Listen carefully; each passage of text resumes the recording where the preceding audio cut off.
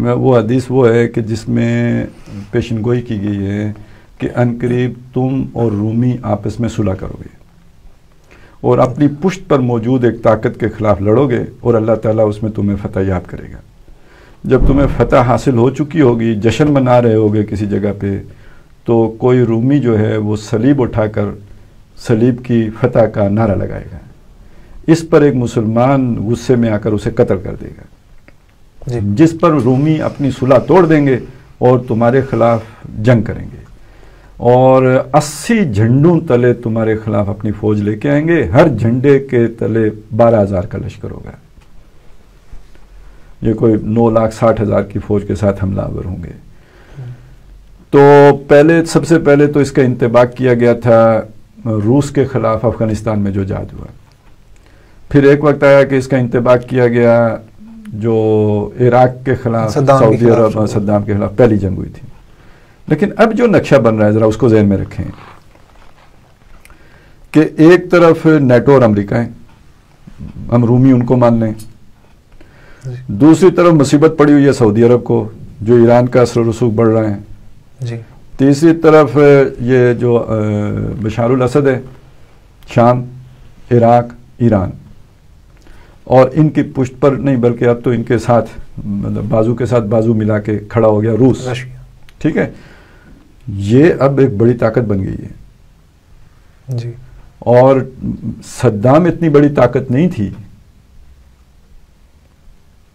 اور اتنی بڑی طاقت ظاہر ہے کہ اتنی وہ صدام کی پوزیشن ہی نہیں تھی اتنی جو اب طاقت. ایران، اس کے ساتھ شام، پھر اس کے ساتھ جو حزب اللہ، عراق، اور ادھر رشیا. اور رشیا جس طرح ابھی جاگا ہے اچانک، اس ساری چیز کو ذہن میں رکھیں، یہ ایک بڑی طاقت بن گئی ہے اور عربوں کے لیے اور سعودینز کے لیے ایک واقعی ایک خطرہ پیدا ہو گیا. اب ان کے لیے یہ ممکن نہیں رہا تھا کہ وہ اکیلے اپنا دفاع کر سکیں، تو انہیں اب صلح کرنی ہوگی رومیوں کے ساتھ. فرانس بھی آئے گا مدد کو، نیٹو بھی آئے گا اور امریکہ بھی آئے گا. ادھر 34 مسلمان ملک بھی ساتھ شامل کر لیے. یہ 2-3 دن پہلے ہی بلاگ بنائے.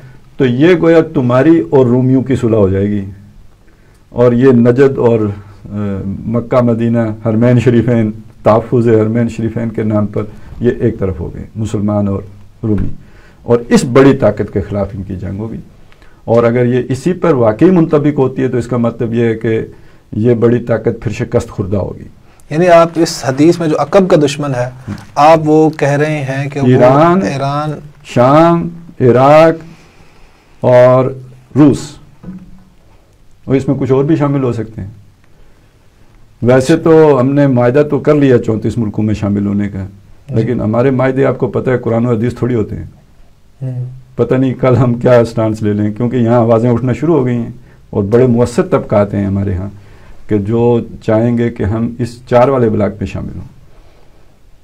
تو ہم کیا کریں گے؟ دوگلی پالیسی کریں گے، ڈبل گیم کریں گے یا کسی ایک طرف ہوں گے؟ ابھی ہم اپنے بارے میں کچھ نہیں کہہ سکتے، لیکن یہ کہ بہرحال جو بھی سعودی بلاک ہے وہ ایک طرف مسلمانوں کا اور ساتھ ان کے عیسائی، یہ اس پشت کی طاقت کے خلاف یہ چیز بنے، اور پھر اس کے بعد ان کی آپس میں پھوٹ پڑے. اور اس پھوٹ کے نتیجے میں جو جنگیں ہوں گی، جو وہ 9,60,000 فوج لے کے 80 جھنڈے لے کے آئیں گے. اب نیٹو کی کیا تعداد ہو گئی ہے؟ 67 ہے غالباً. تو بس 12-13 اور شامل ہو کے 80 ہو جائیں گے. تو اس جنگ کے موقع پر کہیں درمیان میں حضرت مہدی کا ظہور ہے. اچھا جی. اور یہ سارا سینیریو جتنا ہے خالد صاحب، یہ جو پہلے یہ جو نیٹو پلس جو عرب کنٹریز کا جو بلاک بنا ہے ابھی، یہ جو 34 ملکوں میں بنا ہے، یہ ہو گیا، ان کا الائنس ہو گیا، ورسز وہ جو دوسرا رشیا، ایران، شام والا بلاک ہے، یہ بھی تھرڈ ورلڈ وار میں کاؤنٹ ہوگا. اور وہ جو پھر آپس میں ان کے آپس میں پھوٹ پڑ جائے گی، اس میں بھی یہ وہ بھی تھرڈ ورلڈ وار کا ہی پارٹ ہوگا. اصل میں دیکھیں، اس میں جب ورلڈ وار ہے تو پہلی ورلڈ وار 1914 میں شروع ہو کے کب جا کے ختم ہوئی؟ 19 میں. تو 5 سال چلی جی. اور دوسری 39 سے 45 تک 6 سال چلی جی. تو میں 7 سال ہی بتا رہا ہوں، کوئی بہت زیادہ مدت تو نہیں بتائی. اچھا خالد صاحب، اس میں جو انٹرسٹنگ بات جو ہے وہ جو آپ نے کی ابھی، وہ یہ کہا عقب کا دشمن، آپ نے کہا کہ یہ ہے آپ کی رائے میں. چلیں، یہ عقب کے دشمن کو تو شکست دینا نسبتاً آسان ہوگا کہ امریکہ ظاہر بات ہے ایک دوسری طرف ہے اور ساتھ یورپ بھی ہے، پورا نیٹو ہے، لیکن جب ان کی مسلمانوں سے امریکہ کا ایک بات بتا دوں، یہ ہم حتمی طور پہ نہیں کہہ سکتے کہ امریکہ ساتھ ہوگا، کیونکہ امریکہ بہت بڑی طاقت ہے اور اس جنگ کو ورلڈ وار میں بدلنے کے لیے ممکن ہے کہ امریکہ کا قصہ تمام ہو جائے پہلے ہی، اچھا، یا کسی وجہ سے نیوٹرلائز ہو جائے، وہ کسی اپنی میں پڑ جائے اور اس میں نہ شریک ہو سکے، کیونکہ جب زیادہ طاقتور ملک ہوتا ہے تو وہ ایک کنٹرول وار کر سکتے ہیں، اسے کوئی زیادہ وہ کنٹرول نہیں ہوتی، وہ سب اپنے جسے کہتے ہیں نا وہ اپنی شرائط پہ بات لے کے آگے بڑھ سکتے ہیں، لیکن جب دو برابر کی طاقتیں ٹکراتی ہیں تو اس میں پھر معاملہ ایسا ہوتا ہے کہ ان کنٹرولڈ وار ہوتی ہے اور زیادہ ہلاکتیں ہوتی ہیں۔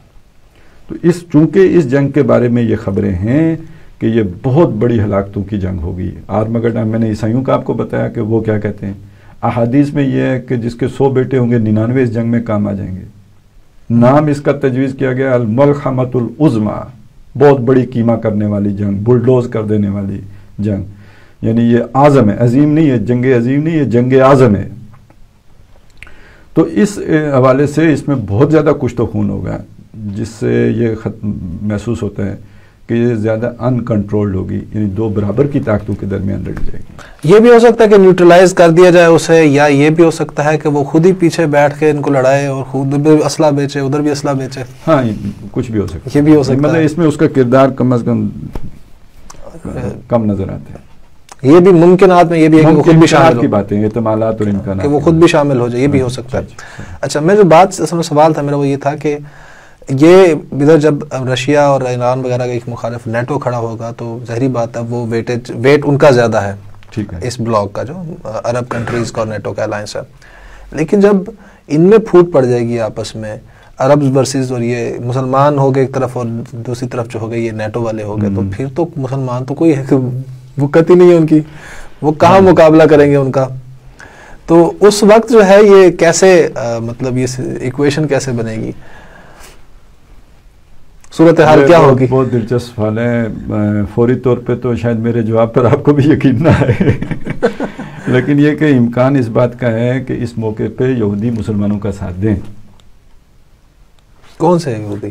اسرائیلی یہودی۔ اچھا، اس لیے کہ نیٹو اگر آتا ہے اس کے پیچھے پوپ ہے، تو پوپ بھی ہے اور امریکہ بھی ہے، اور تو مسئلہ یہ ہے کہ معبد بنانے پہ دونوں متفق تو ہیں، لیکن دونوں اس کے متولی ہونے کے دعوے دار بھی ہیں، یہودی اور عیسائی۔ یہودی اور عیسائی، صحیح، عیسائی کہیں گے ہمارا ہے، یہودی کہیں گے ہمارا ہے۔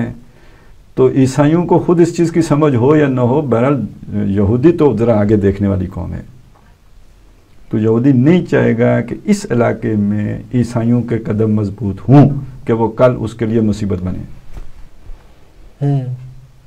لہذا وہ اس موقع پر کھل کر بھی ہو سکتا ہے اور اندر خانے بھی ہو سکتا ہے کہ مسلمانوں کی مدد کرے اور یعنی حضرت مہدی کی مدد کرے، اور اسی طرح سے ان کے لیے ممکن ہوگا کہ وہ عیسائیوں کو دھکیل کر قسطنطنیہ تک پہنچا دے۔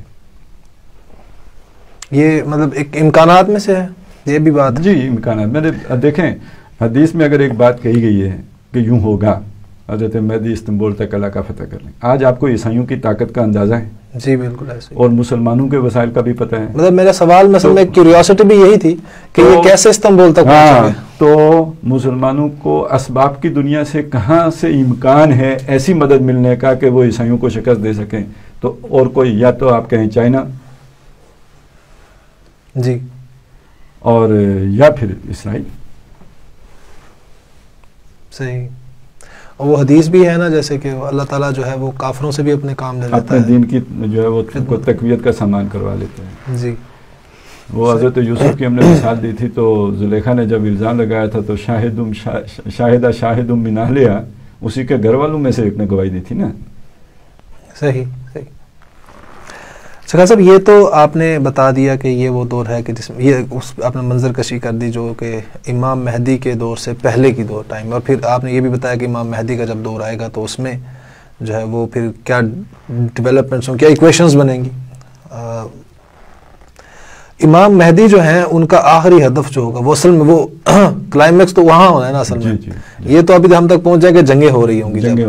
ان جنگوں کے اینڈ پر کیا ہمیں ڈیولپمنٹ نظر آتی ہے؟ دیکھیں یہ حدیث میں واضح کیا ہے. جیسے حدیث تو آپ نے ابھی بیان کی ٹھیک ہے کہ بھی وہ ہوگا کہ ہم دوبارہ خلافت آئے گی. اب اس حدیث کو ذہن میں رکھیں. ادھر مہدی آ گئے, یہ مجدد ہیں جی, یہ مجدد کامل ہیں جی.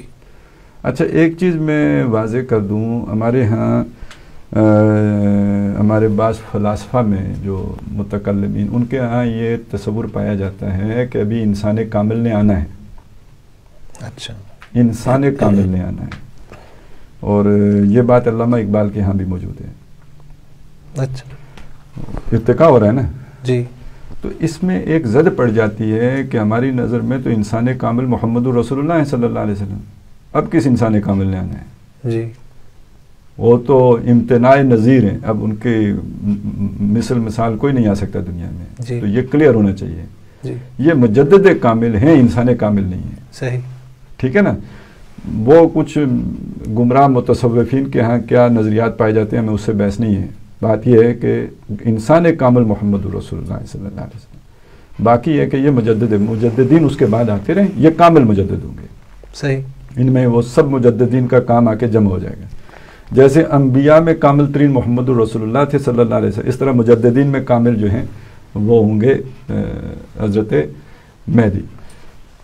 تو جب یہ آئیں گے تو ان کا تو ہدف واضح ہے, اعلاء کلمت اللہ, اللہ کے کلمے کو سربلند کرنا. ان کی جنگیں بھی اس کے لیے ہوں گی, ان کا ساتھ دینا واجب ہے. وہ تو حدیث میں یہ ہے کہ تمہیں اگر برف کے پہاڑوں پر سے پھسل کے اترنا پڑے تو تب بھی اترو اور ان کے لشکر میں پہنچو. زمین کا سب سے بہترین لشکر وہ ہوگا جو ان کے ساتھ ہوگا. جی. تو ان کا مقصد تو وہ ہوگا, وہی خلافت کا قیام, خلافت علی منہاج النبوہ کا قیام, اور اس کے راستے کی جو رکاوٹ ہوگی مسلمانوں میں سے ہو یا عیسائیوں میں سے ہو, وہ اس کے ساتھ نبردآزما ہوں گے, اور اللہ تعالیٰ انہیں کامیابی دے گا. یہ 7 سال کی جنگیں ہیں, وہ ان کو دھکیل کر قسطنطنیہ یعنی استنبول پہنچا چکے ہیں. یہ ان کی فیزز ہیں, کوئی انیشل فیز میں جنگوں کی کوئی نیچر کیا ہوگی کہ امام مہدی کے شروع کے جو دور کی جنگیں ہوں گی اس میں کون سکسیسفل ہوگا, آخر میں کون ہوگا؟ یہ تو پہلا مرحلہ تو یہ ہے نا کہ جب ان کا ظہور ہوگا تو ایک لشکر ان کے خلاف آئے گا شام سے. جی. یہ مدینے اور مکے کے درمیان ہوگا تو پورا لشکر زمین میں دھسا دیا جائے گا. یہ گویا ان کے ظہور کی خبر ہو جائے گی نا عالمی سطح پر. جو کچھ مکہ یعنی بیت اللہ کے اندر ہوگا وہ تو ہمیں نہیں معلوم ہوگا نا, وہ جہاں وہاں موجود ہے انہیں پتہ ہوگا کہ یہ کون شخص ہے. لیکن جب ایک لشکر اس کے قلعہ کامہ کرنے کے لیے شام سے چل کر مدینے سے گزر کر مکے کے راستے میں ہوگا تو دھسا دیا جائے گا. تو جن تک یہ حدیث پہنچی ہوئی ہے انہیں تو معلوم ہو جائے گا کہ مکے میں کون ہے.